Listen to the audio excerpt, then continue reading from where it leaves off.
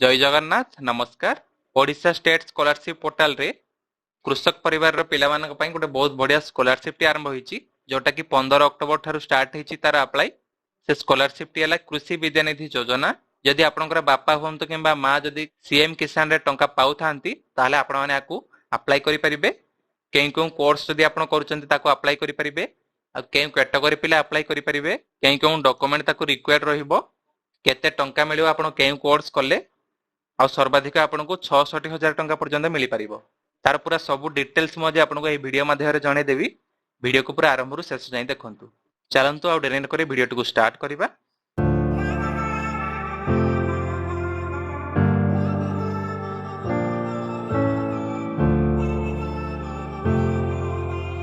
देखो मुझे आसी जाइए स्टेट स्कॉलरशिप पोर्टल रो ऑफिशियल वेबसाइट को। आपण मैंने से वेबसाइट को ओपन कला स्कीम्स उपरे जिबे। तापर देखो ये एग्रीकल्चर एंड एफई डिपार्टमेंट रो कृषि विद्यानिधि योजना ये लिखा अच्छी जोटा कि 15 अक्टोबर ठारू स्टार्ट होईची। आर लास्ट डेट रही 30 नवेम्बर 2025। लास्ट डेट एक्सटेंड हो पारे किंतु वर्तमान रही 30 नवेम्बर 2025। तापर देखो ये व्यू डिटेल्स उपर क्लिक करेंगे। ये आपको सब डिटेल्स जना पड़ जाए। देखो डिपार्टमेंट है एग्रीकल्चर एंड एफई डिपार्टमेंट। स्कीम रो ना है कृषि विद्यानिधि योजना। एकेडमिक ईयर देखो 2025-26 कहीं कौन कैटेगरी पे प्रथम अप्लाई करें देखूँ ना जमती ये लिखा अच्छी एससी एसटी ओबीसी किंबा एससीबीसी। तापर देखो तले अच्छी ना जदि आप ईबीसी होता अप्लाई करेंगे। तापर अच्छी देखो जेनेराल माने आपण माने जेउ भी कास्ट रही थांतु ना कहीं आपण माने आपको एलिजिबल करेंगे। किंतु आपनकर बापा हुंतु किंबा मां आपनकर सीएम किसान रे टंका पाउथवा दरकार आ आपनकर राशन कार्ड थिबा दरकार। तापर देखो कहीं कौन कोर्स कले आपको एलिजिबल हेबे ना क्लासेस बा कोर्सेस रे लिखा अच्छी जमती कि agriculture and allied science animal husbandry architecture Ayurvedic BSc technical professional BBA BCA dental engineering BTech courses fishery forestry homeopathy ITI किंबा आईटीसी एमटेक एमसीए एमबीए।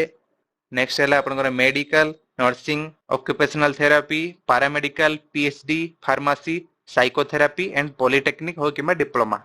यही सब कोर्स जदि आपण माने करूछंती ताहले आपण माने आपको एलिजिबल हेबे बा अप्लाई करि परिबे। ए जो कोर्स गुडा मु आपन कहली एटा आपनर जे कैटेगरी पिला हि थांदो आपण माने ए सब कोर्स कले आपण माने एलिजिबल रहिबे। तापे आपनकर डॉक्यूमेंट कोन रिक्वायर पड़ियो देखंतु ना आधार कार्ड ऑफ द स्टूडेंट आपनकर आधार कार्ड लागिवो स्टूडेंट करो। तापर लागिवो कास्ट सर्टिफिकेट लागिवो स्टूडेंट करो। ए जो कास्ट सर्टिफिकेट लागिवो एटा केवल एससी एसटी ओबीसी और एससीबीसी पिला मानक पई लागिवो। आ ईबीसी आ जनरल कैटेगरी जे अप्लाई करूचंती तांका पई कास्ट सर्टिफिकेट लागिवो नै। नेक्स्ट आपनकर रेसिडेंट सर्टिफिकेट लागिवो स्टूडेंट करो। तापर पासपोर्ट साइज फोटोग्राफ लागिवो गोटे स्टूडेंट करो। तापर आपनकर राशन कार्ड लागिवो। तापर आपनकर बेनिफिशियरी आईडी लागिवो सीएम किसान रो। नेक्स्ट लागिवो आपनकर मैट्रिकुलेशन सर्टिफिकेट लागिवो स्टूडेंट करो। आ आपण माने लास्ट एग्जाम जो पास करिथिले तारो मार्कशीट लागिवो। ठीक सेही परे देखंतु ईबीसी और जनरल कैटेगरी पई सब डॉक्यूमेंट सेम रहिबो केवल एथिरे आपनकर कास्ट सर्टिफिकेट लागिवोनी। तापर देखंतु गाइडलाइन डॉक्यूमेंट अछि आ क्लिक करी आपण माने पूरा गाइडलाइन को जानि परिबे बा चेक करि परिबे बा पढि परिबे। देखंतु मु गाइडलाइन टी ओपन करि देइछि। एटी देखंतु ऑब्जेक्टिव रे कोन लेखा अछि ना the objective of the scheme is to extend financial assistance to the children of the beneficiaries under CM Kisan for pursuing professional or technical courses. It will lead to better access to higher education for children of small and marginal farmers and landless agriculture households. आपण माने small किंबा marginal farmer होई थांतु किंबा आपण माने भूमिहीन चाषी भी होई थांतु आपनकर पिला माने आको अप्लाई करि परिबे। तापर लेखा अछि देखंतु जेमति Krushi Vidyanidhi Yojana will support SM और MF and LAH in empowering their families. तापर देखंतु जेमति तळको स्क्रॉल करिवे केउ कोर्स रे केते अमाउंट मिलिबो सब डिटेल्स एठी लेखा थिबो। देखंतु एठी देखंतु फी स्ट्रक्चर ऑफ कृषि विद्यानिधि योजना फॉर प्राइवेट इंस्टीट्यूशन और सेल्फ फाइनेंसिंग कोर्सेस।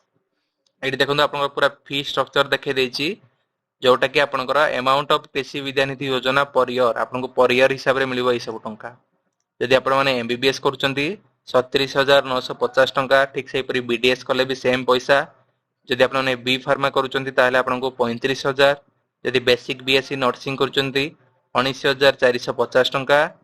डीएमएलटी रे 18,000, ठीक से परी डीएमआरटी रे भी 18,000, जीएनएम रे 36,000, एएनएम रे 6,800 टंका, डी फार्मासी कले 18,000, एमएस और एमडी कले 58,800 टंका, एमएससी नर्सिंग जदि करूचंती 21,150 टंका, जदि बीएएमएस करूचंती ताहले आपनकर 9,500 टंका, जदि आपण माने बीएचएमएस करूचंती ताहले आपनकर 9,500 टंका, जदि बीटेक करूचंती ताहले आपनकर 60,000, जदि बीटेक आर्किटेक्चर रे करूचंती ताहले आपण माने 60,000, बीसीए करूचंती 30,000, ठीक से परी एमबीए जदि करूचंती 65,000, एमसीए करले 40,000, डिप्लोमा किंबा पॉलिटेक्निक रे आपनकर 26,500, आईटीआई किंबा आईटीसी रे आपनकर 5,000। तापर देखंतु आउरी अछि जेमती आपण माने बीटेक करूचंती एग्रीकल्चर इंजीनियरिंग रे ताहले आपनको 60,575 टंका, जदि बीवीसी एंड एच करूचंती ताहले आपनको 77,895 टंका, एटा हला आपनकर सर्वाधिक रहिछि।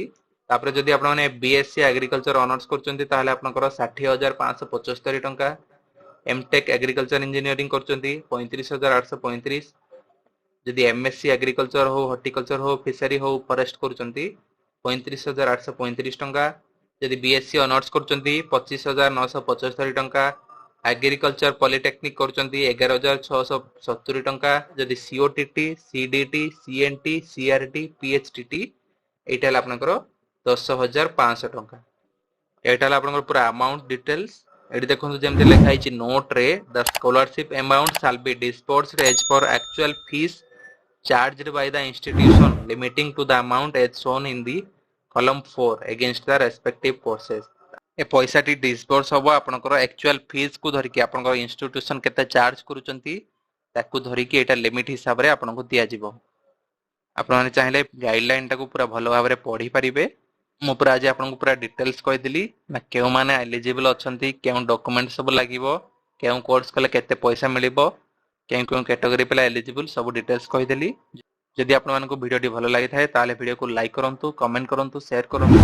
आ जदि आपण माने हम चैनल रे नुआ आसी थांती ताले हम चैनल को सब्सक्राइब करी पाखरे थिया बेल आइकन को प्रेस करंतु, जहा द्वारा कि आगु मध्ये हमते इन्फॉर्मेटिव वीडियो को आपण माने बहुत सहज रे पाई परिबे। जय जगन्नाथ, नमस्कार।